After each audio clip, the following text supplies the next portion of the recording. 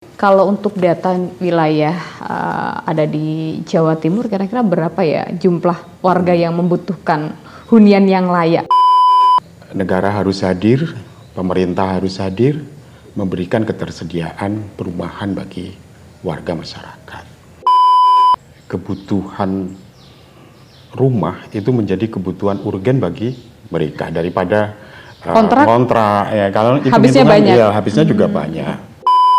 Kalau di Lumajang sih hampir di setiap kecamatan sudah ada perumahan. Ada, terutama di wilayah-wilayah selatan, Pasirian, Tempeh, Kunir, Yosowilangun, itu ketersediaan perumahan subsidi kayaknya sudah berjalan. Ya, pemerintah sudah menyiapkan rumah susun untuk mahasiswa dan pekerja. Iya.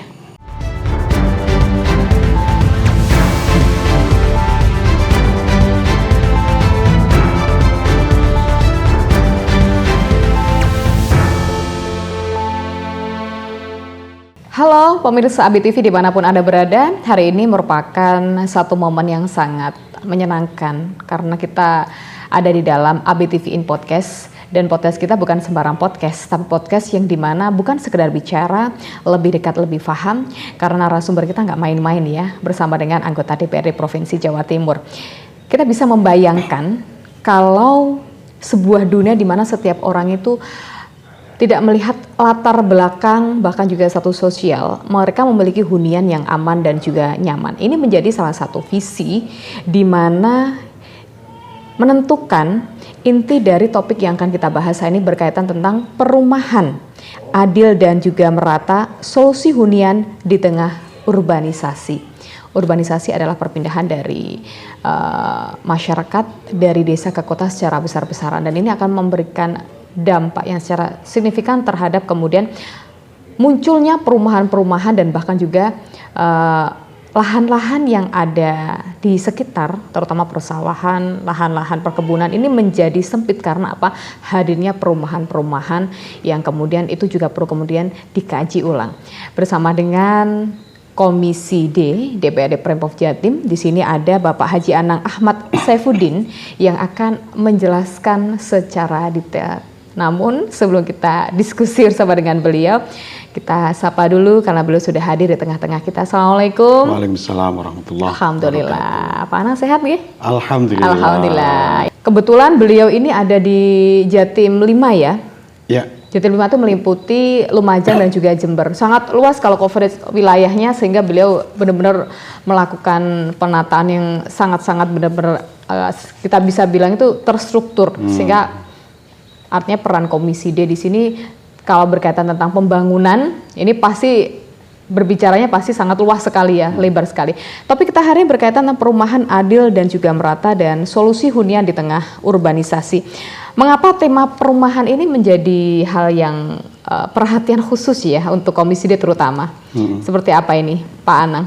Ya, kenapa ini menjadi salah satu konsen dari Komisi D? Karena memang kenyataannya memang ada ketersediaan perumahan untuk masyarakat masih begitu banyak. Banyak kita lihat bagaimana satu keluarga tinggal di bak sampah dorong.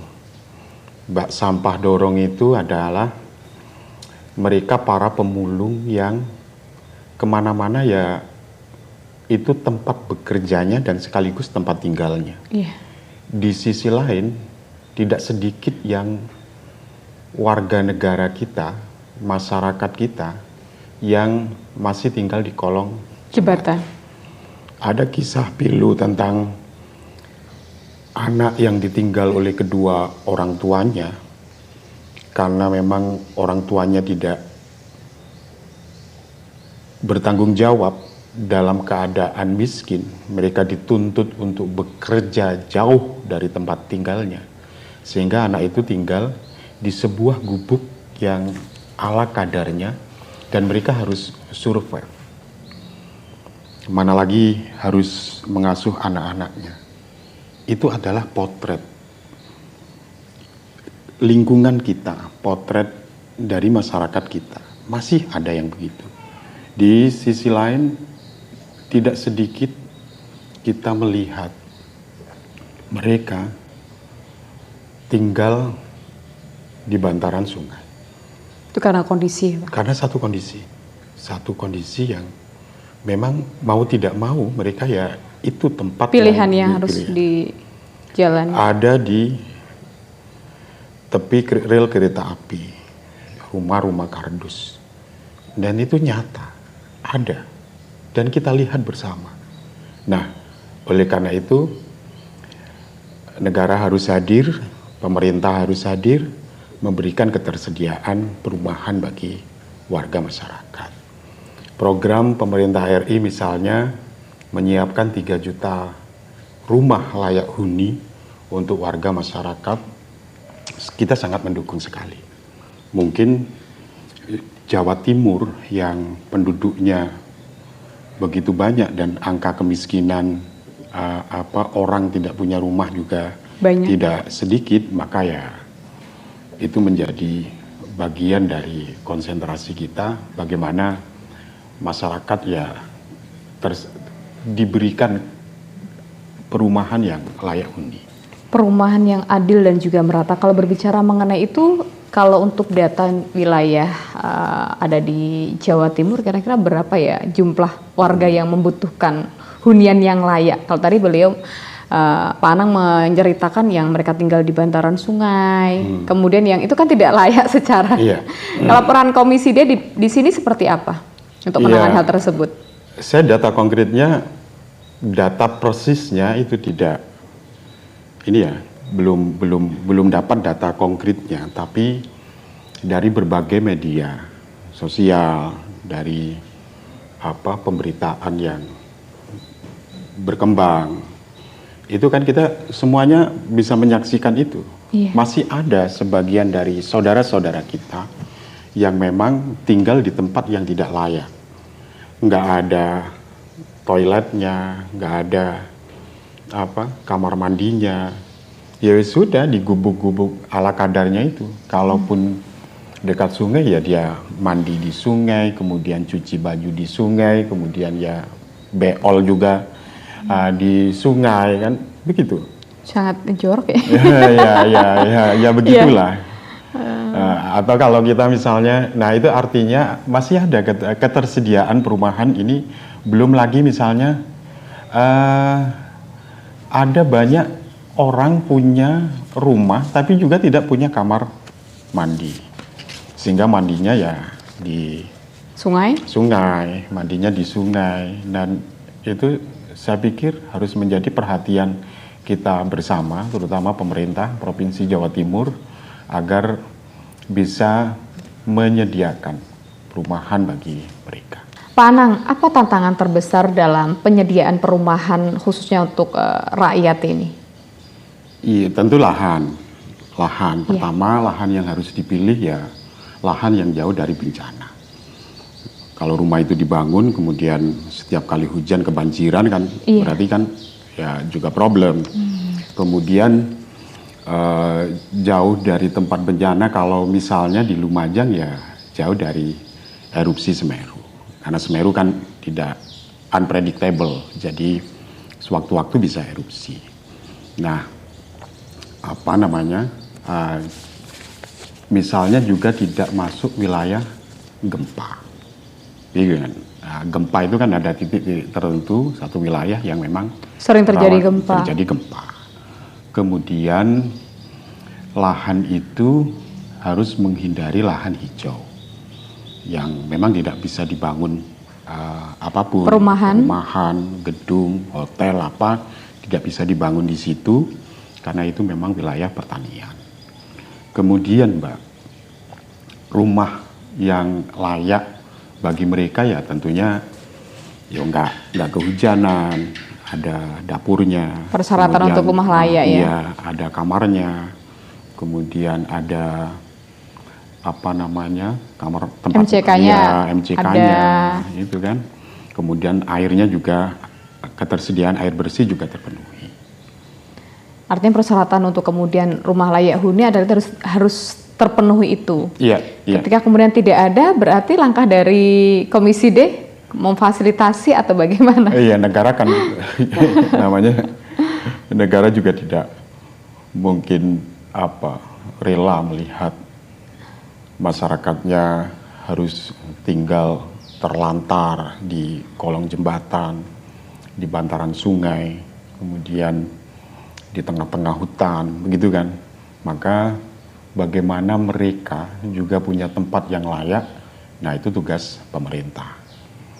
Apalagi Jawa Timur kan wilayahnya juga sangat luas, padat penduduk untuk wilayah Jawa Timur. Di titik-titik tertentu iya, padat penduduk karena memang ada urbanisasi. Orang berkebutuhan ke kota, terjadi mobilisasi untuk tinggal di kota karena ketersediaan lapangan pekerjaan di kota lebih menjanjikan.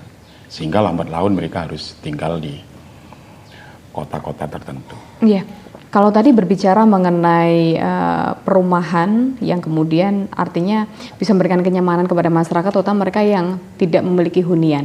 Nah, bergeser sedikit berkaitan tentang kalau ada perumahan berarti ada lahan yang dibebaskan untuk kemudian dibangun. Iya, saya melihat sejauh ini setiap perumahan subsidi itu cepat, Mbak. Rumah-rumah subsidi yang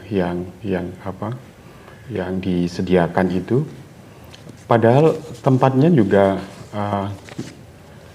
kadang sangat ke dalam, kemudian ada di pelosok, tiba-tiba ada perumahan banyak. Ya, akses jalan juga masih belum memadai sebenarnya. Tidak memadai. Iya. Tapi ini cepat. Berarti kebutuhan masyarakat akan rumah itu memang tinggi. Artinya masih banyak orang belum punya rumah. Jangankan itu ya, tenaga honorer misalnya, pasangan yang baru nikah itu kan berkebutuhan untuk tinggal mandiri, tempat tinggal baru dengan keluarga kecilnya. Iya, dengan keluarga kecilnya itu. Iya. Kalau berbicara mengenai perumahan pasti kemudian kita akan disuguhkan dengan ada kredit ya. Artinya pasti ada DP, kemudian ada angsuran. Nah, kalau untuk wilayah Lumajang sendiri mohon maaf untuk UMR-nya 2,4 sekian, kemudian untuk daerah Jember itu 2,8. Apakah angka tersebut mampu untuk masyarakat itu kemudian untuk melakukan artinya beli rumah gitu dengan proses cicil? Karena satu desakan kebutuhan, kemudian ditunjang dengan lembaga perbankan yang mempermudah itu semuanya. Nah, kalau pada posisi yang sangat ideal, gaji atau pendapatan di angka itu, ya mendingan ditabung, kan begitu Mbak? Mendingan ditabung atau dibuat kebutuhan sehari-hari. Kadang dibuat kebutuhan sehari-hari pun masih kurang. Angka 2,4 apalagi untuk Lumajang itu kalau misalnya untuk kebutuhan sehari masih kurang punya anak 2. Apalagi punya anak 2 gitu kan. Iya. Pampers saja berapa sih harga pampers sekarang? Tergantung. Itu merek. Iya gitu ya. Iya. Diapers itu ya. Iya. Okay. Nah, tapi karena didesak oleh sebuah kebutuhan, maka mereka ya mau tidak mau ada satu proses yang dipermudah, bisa kredit sampai 15-20 tahun angsurannya, sehingga mereka ya tetap ngambil. Misalnya 600.000 per bulan. Ya, yang subsidi itu kan? Yang subsidi itu kan. DP-nya itu kan masih kalau nggak sih 1 juta kadang. Sudah bisa. Iya, ada lagi yang tanpa DP misalnya kan. Keren ini. Iya. Nah, itu sehingga antusiasme masyarakat berpenghasilan rendah itu kan ya sangat merasa sangat terjangkau dengan waktu yang begitu panjang. 15 tahun. Mereka sudah tidak mikir ketika dalam satu perjalanan harus sakit, kemudian butuh nyunatno anake kan begitu kan. Kalau bapak-bapak tiba-tiba nikah lagi, enggak ya, enggak. Itu Bapak bisa aja nih Pak, nanti kocak ini orangnya. Enggak kebayang begitu ya, enggak kebayang begitu. Ada satu kejadian yang harus membutuhkan biaya besar misalnya. Karena desakan kebutuhan itu. Nah, itu yang kemudian direspon oleh pemerintah RI dan pemerintah Provinsi Jawa Timur bahwa kebutuhan rumah masih sangat urgen untuk masyarakat kita. Oke. Artinya untuk angka segitu sebenarnya saran kalau dari Pak Dewan ini mending ditabung dulu ya, daripada nanti buat beli rumah. Ya idealnya begitu, tetapi kebutuhan rumah itu menjadi kebutuhan urgen bagi mereka daripada kontrak ya, kalau habisnya banyak. Ya, habisnya juga banyak. Apalagi misalnya kontraknya pindah-pindah, setahun kontrak di sini kemudian pindah ke sana kan jadi bagaimana gitu ya. Nah, ya sebaiknya ya idealnya ya ditabung.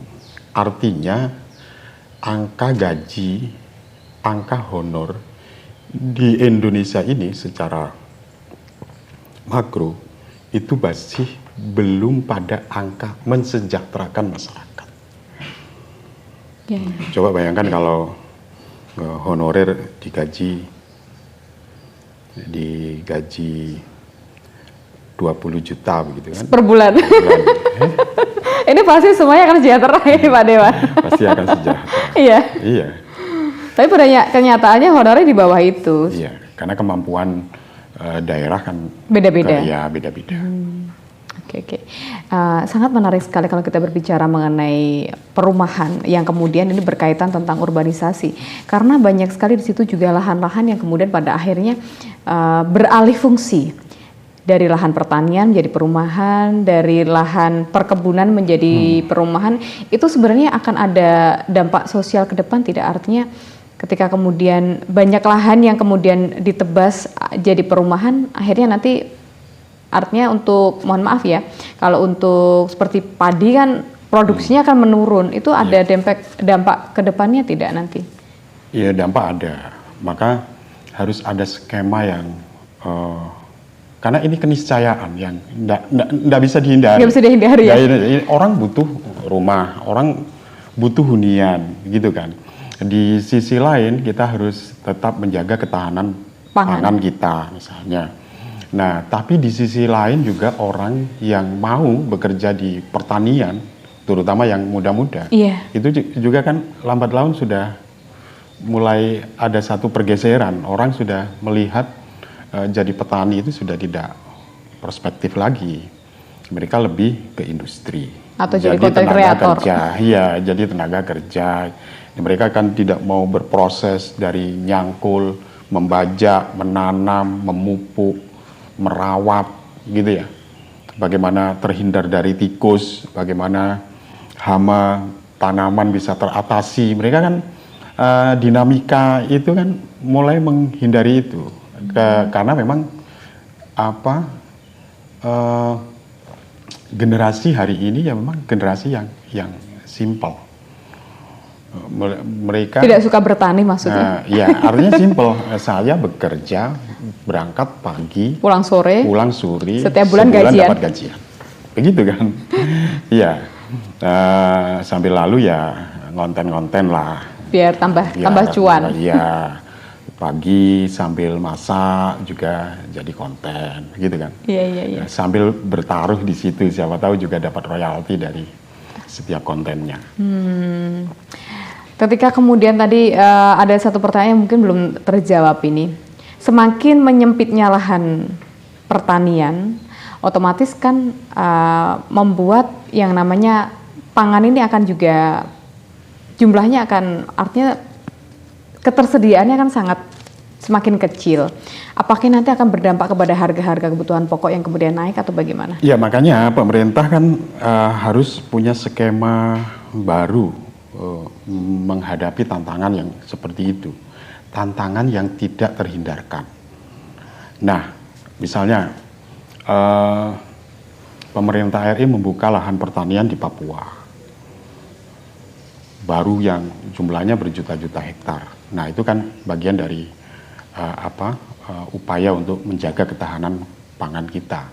Nah, kalau misalnya di Jawa Timur, sampai hari ini Jawa Timur kan masih sangat terjaga ya. Masih aman. Ketersediaan beras itu sangat terjaga.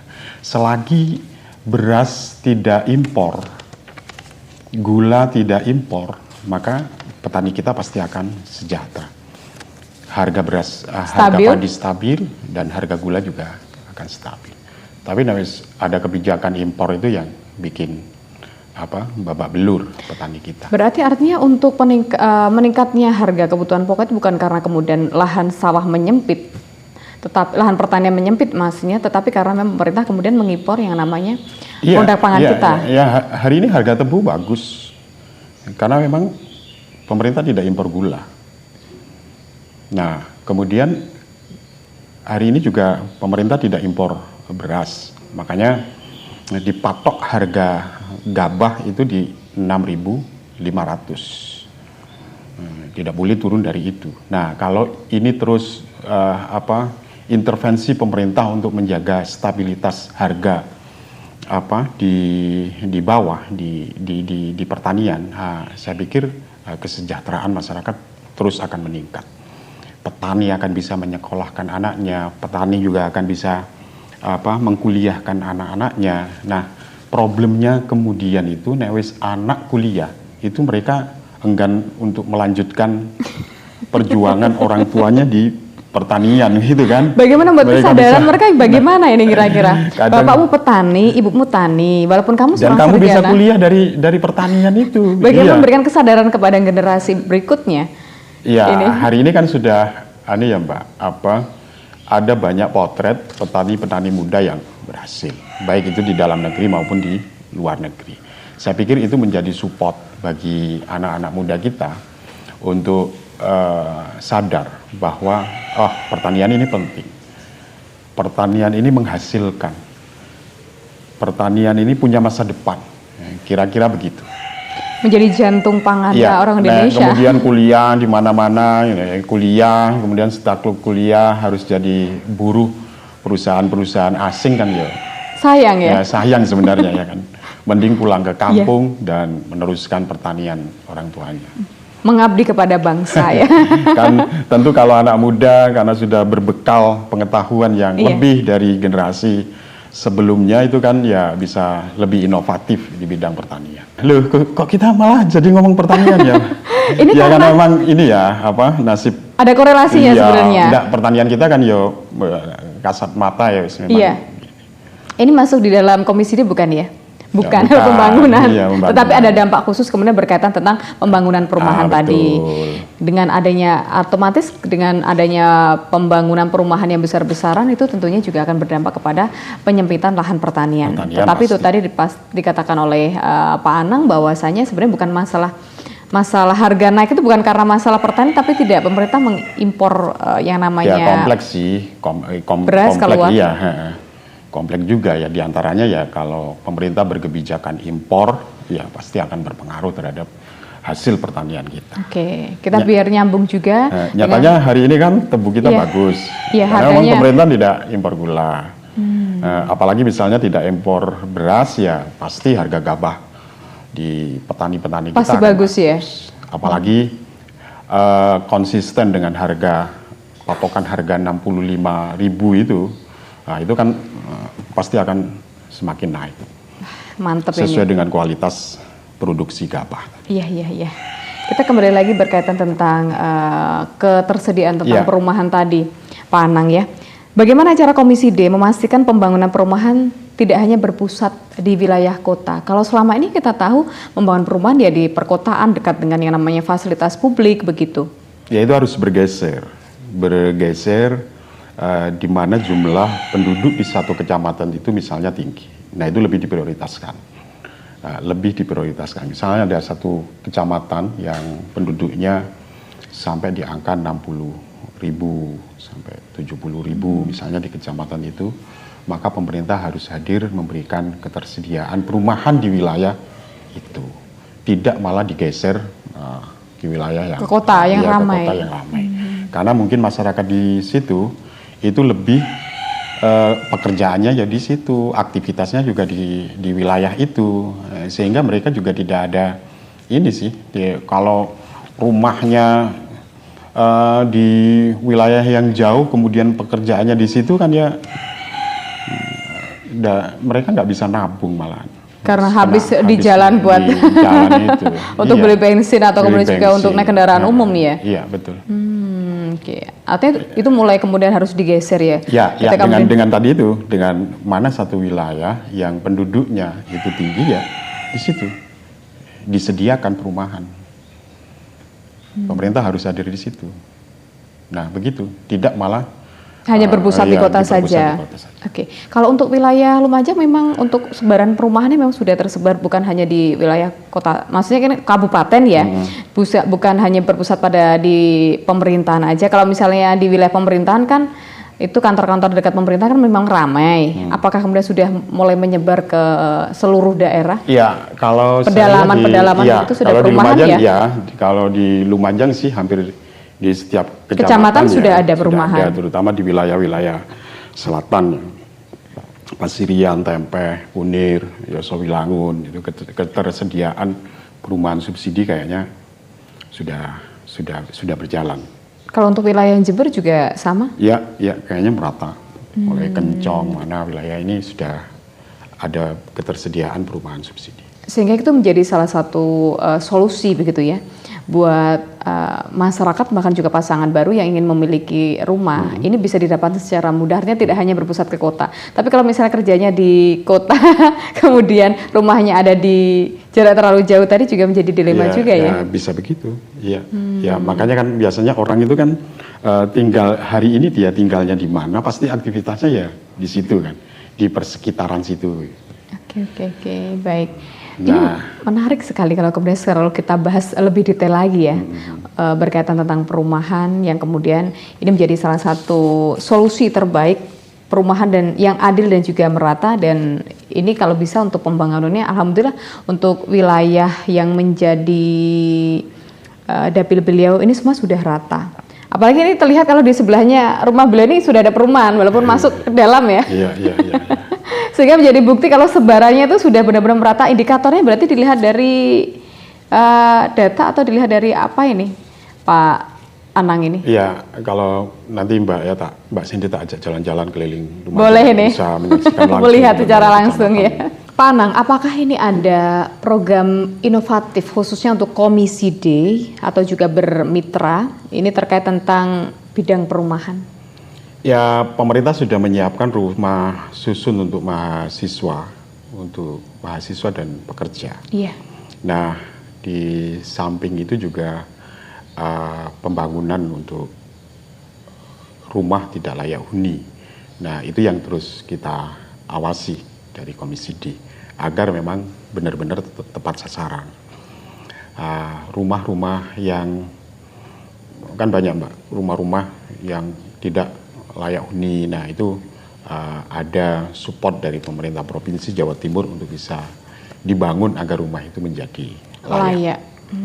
Artinya inovasi yang kemudian dilaksanakan itu adalah membentuk yang namanya rumah susun begitu ya. Betul. Kalau rumah susun itu memang sistemnya adalah harus beli atau kemudian sewa atau bagaimana? Iya sewa, tapi sewanya ya tentu yang sangat terjangkau. Kalau untuk wilayah Lumajang ada untuk rusunawa itu? Ada. Oke. Ada rusunawa. Jadi itu sebagai solusi ya, inovasi yang memang menjadi terobosan. Kalau tidak bisa beli perumahan berarti bisa ngontrak di rumah rusunawa. Begitulah. Bentuk kebijakan dari pemerintah provinsi untuk memberikan hunian yang aman dan juga nyaman begitu. Karena kalau mengenai hunian bukan hanya perumahan aja tapi juga rusunawa termasuk bagian dari itu ya. Iya, betul. Oke. Pak Anang, apakah ada target khusus kemudian untuk perumahan, maksudnya pembangunan perumahan ini dan juga perumahan yang layak huni ini? Iya, targetnya memang untuk masyarakat berpenghasilan rendah. Nah, harapan besarnya adalah di periode kedua Bu Khofifah ini, saya pikir bisa menuntaskan ketersediaan perumahan untuk masyarakat berpenghasilan rendah itu. Sudah tidak ada lagi masyarakat berpenghasilan rendah yang tidak punya hunian. Mereka tidak boleh lagi tinggal di bantaran sungai atau kemudian juga yang tidak layak. Apalagi di kolong jembatan, Mbak. Kan begitulah. Oke.